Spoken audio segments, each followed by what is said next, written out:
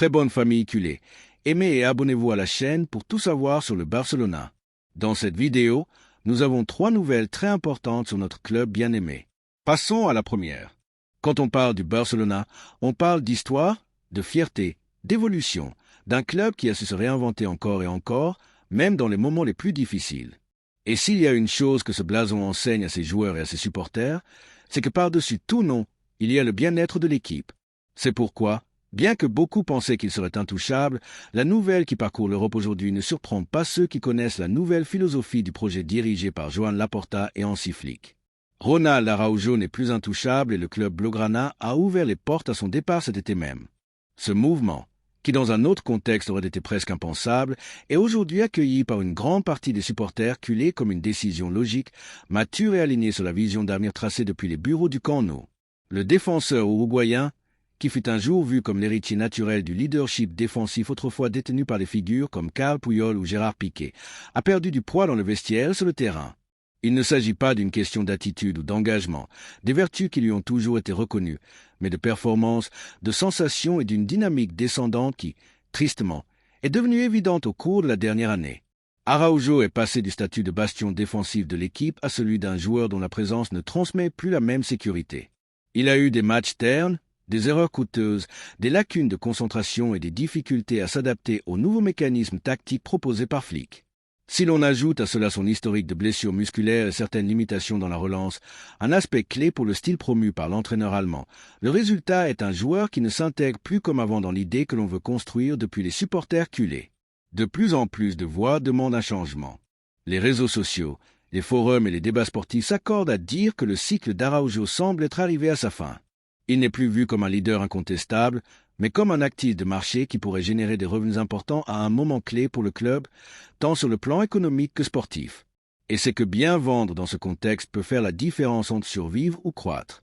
Joan Laporta et son conseil d'administration, conscients qu'il faut continuer à réduire la masse salariale et à renforcer des positions clés avec du talent jeune, ont pris une décision ferme. Ronald Araujo partira si une offre dépasse les 70 millions d'euros. Il ne s'agit pas d'une mesure désespérée, mais d'une stratégie planifiée avec les yeux rivés sur l'équilibre financier et la nécessité de construire un bloc plus solide, homogène et moderne. Et les prétendants n'ont pas tardé à apparaître. Selon des médias spécialisés en Europe comme Athletic, Sky Sport et Bild, tant Arsenal que le Bayern Munich sont prêts à faire une offre forte pour le défenseur uruguayen. En Angleterre, Mikel Arteta veut un défenseur central avec une capacité physique, une présence aérienne et une expérience internationale pour renforcer une ligne défensive qui a montré des failles dans les moments décisifs.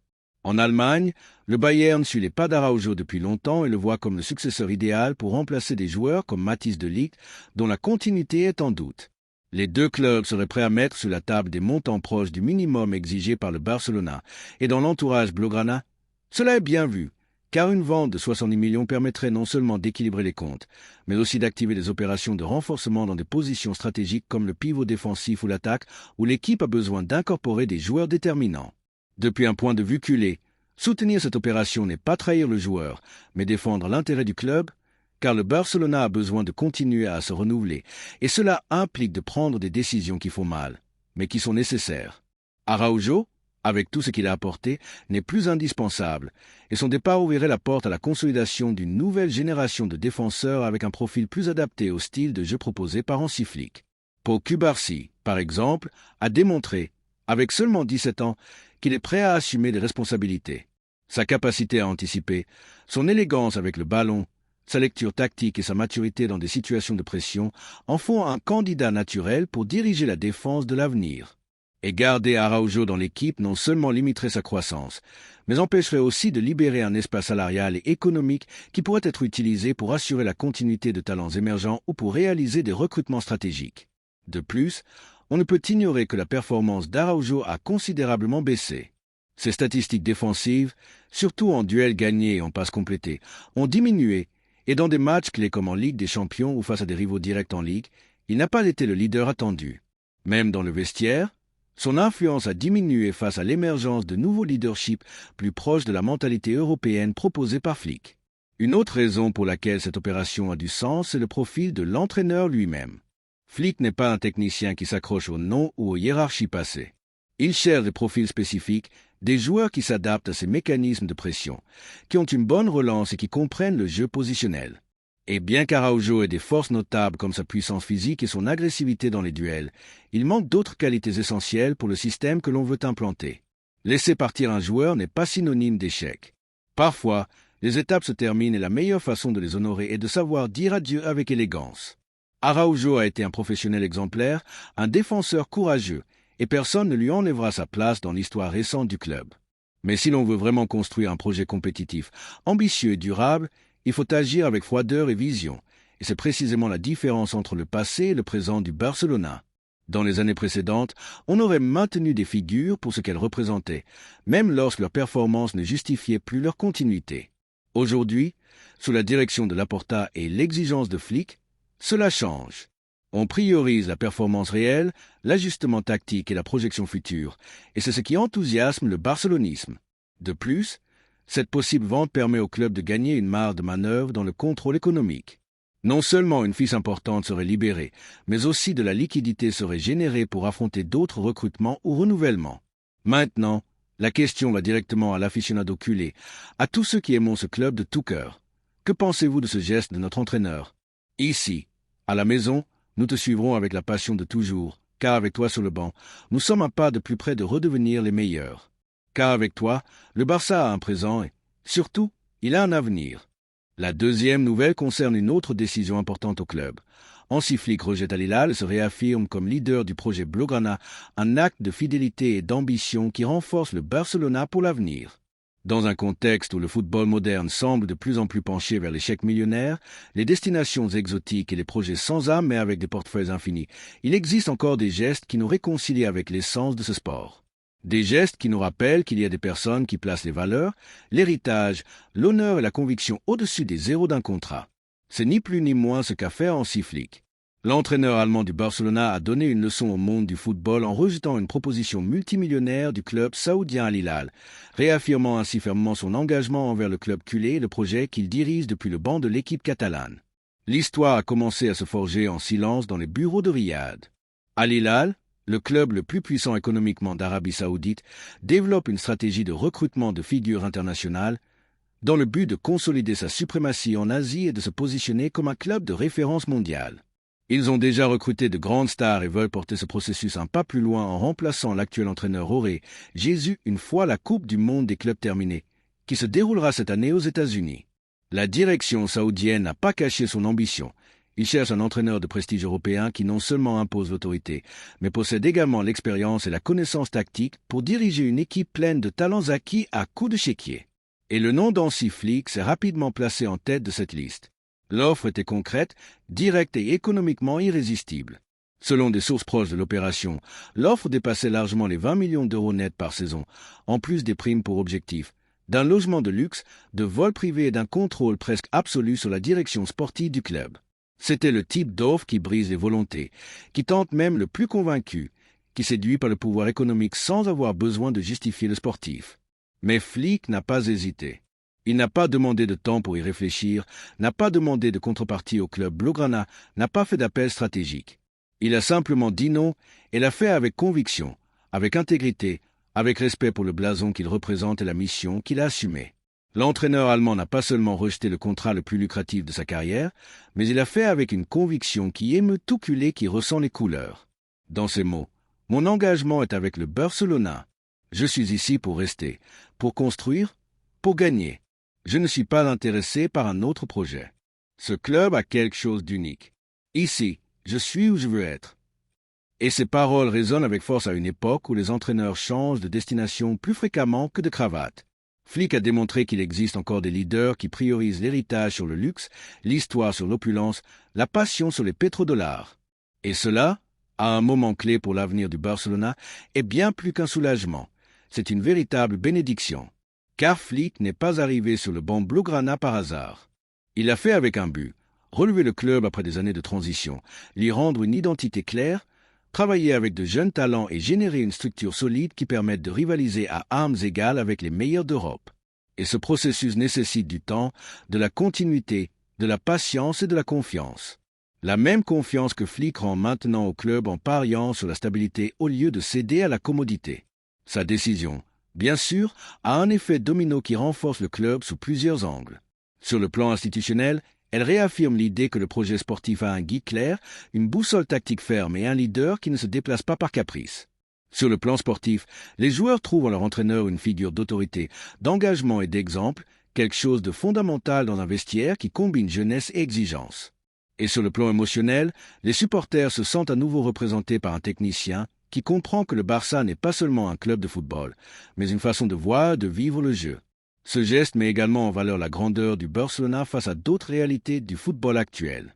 Alors que certains clubs tentent d'acheter de la pertinence avec des chéquiers infinis, ici, nous continuons à croire au travail collectif, à la contra, au style, au football compris comme un art et non comme un simple business.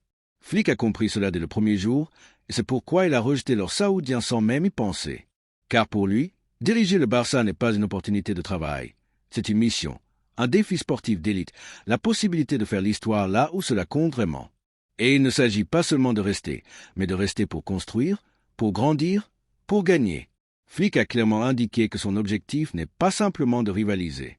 Il veut conquérir l'Europe, rendre au Barcelona la place qui lui revient, celle de l'excellence footballistique, celle des titres, celle des nuits magiques de la Ligue des Champions, celle du respect mondial.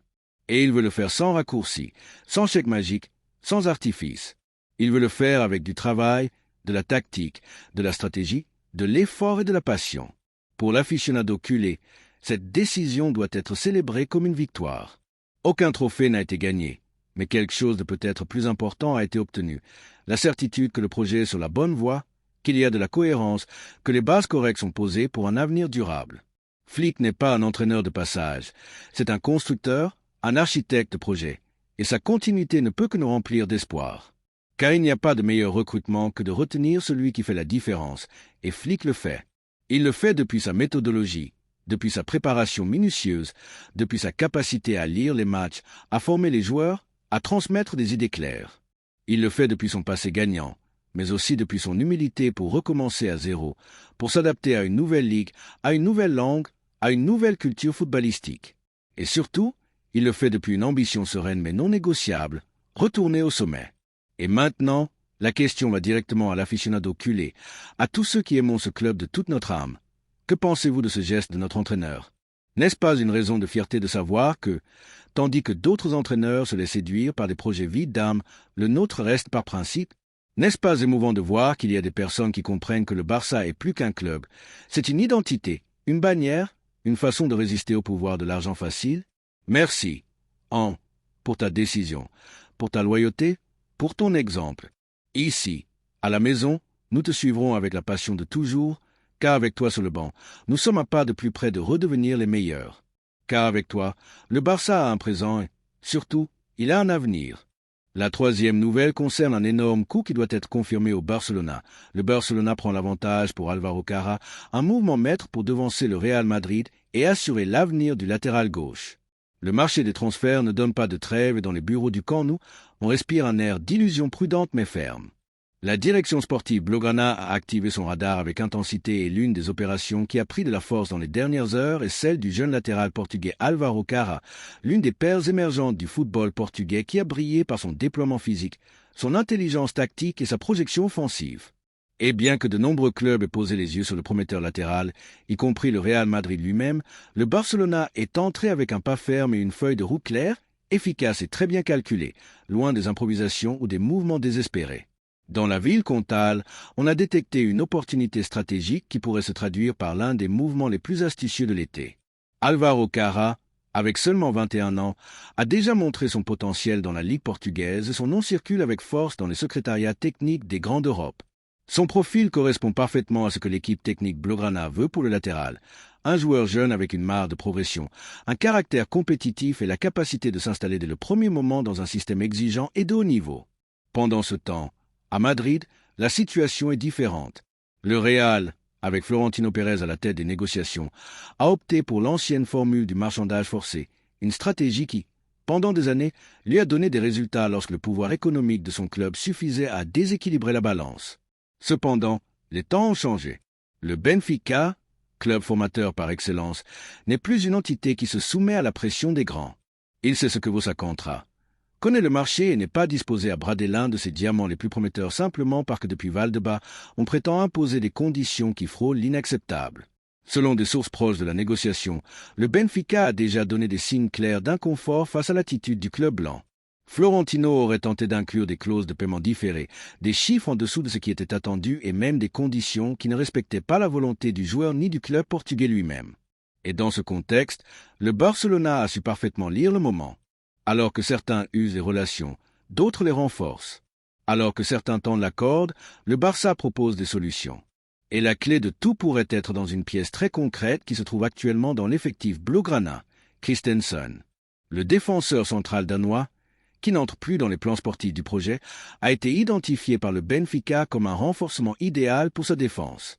Et c'est là que le Barcelona joue son coup maître, inclure le défenseur comme monnaie d'échange partielle dans l'opération pour Cara, une stratégie qui non seulement réduit le coût du transfert, mais transforme la négociation en une opération bénéfique pour toutes les parties.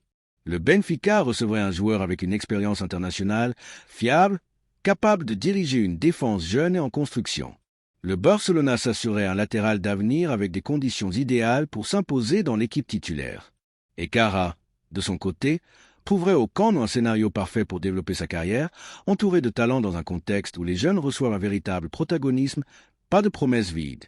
De plus, il ne s'agit pas seulement d'un mouvement intelligent d'un point de vue économique ou stratégique, il y a aussi une composante symbolique de grande valeur. Enlever au Real Madrid un objectif de marché par le biais d'une opération claire, propre et respectueuse est une démonstration que le Barça sait mieux jouer ce type de partie. À une époque où beaucoup pensent que les victoires se construisent seulement avec des millions, le club catalan démontre qu'elles se gagnent aussi avec vision, planification et des relations institutionnelles soignées. D'un point de vue sportif, l'arrivée de Cara représenterait un saut de qualité notable dans une position qui nécessite énergie, engagement et constance. Le jeune Portugais s'est distingué par sa polyvalence, sa capacité à fermer les espaces en défense et sa facilité à s'incorporer à l'attaque avec précision et décision. Son style rappelle celui de ses latéraux qui ne se contentent pas de remplir leur rôle, mais qui font la différence. Il a le but, l'assistance, le débordement, le critère, et surtout, il a l'attitude de celui qui veut conquérir le monde. De plus, l'entourage de Cara voit d'un très bon œil l'option du Barcelona. Le projet sportif qui se construit dans la capitale catalane, centré sur les jeunes talents, avec un corps technique qui mise sur le jeu offensif et sur le développement individuel, est particulièrement attractif pour un footballeur qui sait qu'il est au point exact pour faire le saut vers l'élite et le faire dans un club où il y a de l'espace pour grandir, pas pour être un de plus dans une équipe pleine d'ego. C'est un facteur décisif et clair. Nous ne pouvons pas non plus ignorer un autre élément essentiel, le contexte actuel du football portugais. Le Benfica veut tirer profit économique de ses promesses, mais cherche aussi des échanges qui lui permettent de rester compétitif. En ce sens, la possibilité de recevoir Christensen comme partie de l'accord ne résout pas seulement l'aspect financier, mais renforce aussi l'équipe de manière immédiate. C'est un win-win de manuel.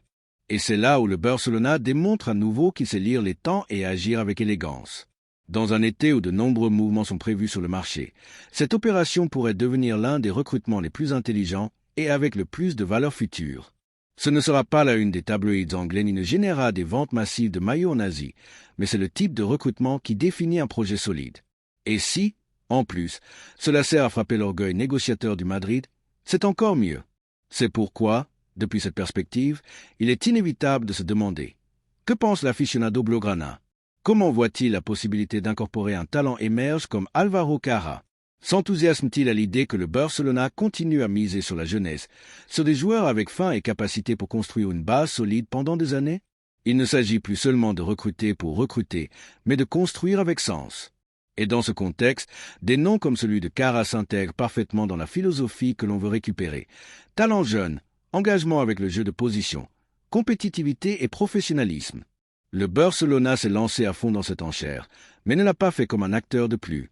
Il l'a fait avec avantage, avec intelligence et avec une proposition concrète qui place le club dans une position privilégiée. Et si les conversations avec le Benfica avancent comme prévu, l'opération pourrait se conclure dans les prochaines semaines. Ce ne serait pas un coup d'effet bruyant, mais ce serait un signe que le Barça se déplace à nouveau avec détermination, ambition et intelligence. Laissez-nous votre opinion dans les commentaires.